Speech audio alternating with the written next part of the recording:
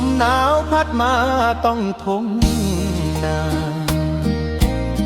เสียงเขียดร้องหาคนเคยอยู่เคียงคืนนั้นเฮานั่งฟังเสียงฝนใจคนจนมันเจ็บบอกเคยเทียง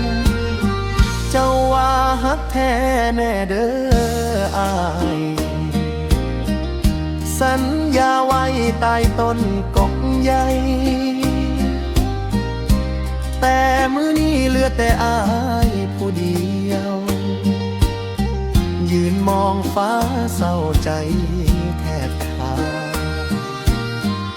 ข้าวในนาเริ่มตั้งท้องแต่อายต้องมานั่งน้ำตาไหลเห็นควายกินหญ้ายังมีคู่แล้วอายละไผ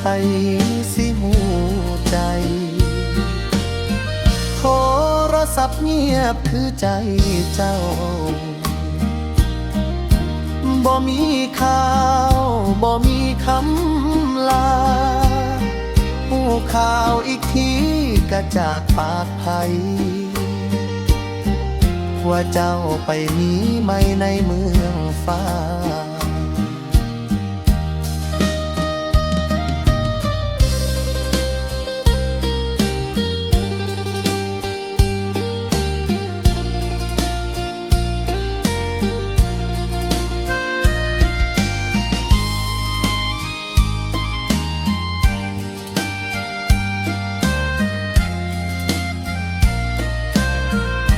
อายบ่โกรธบ่เครียดดอกเด้อแค่ใจมันเผลอ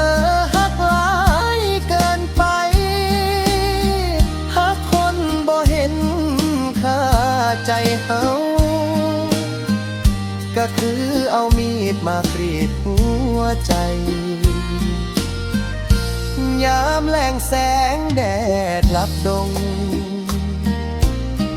อายยังคงนั่งคอยหน้าเทียงนาคอยเพื่อเจ้าสิคืนมาแม้หูว่ามันบ่มีค่าอีกแล้วเหลือเพียงหอยหักเก่าเก่า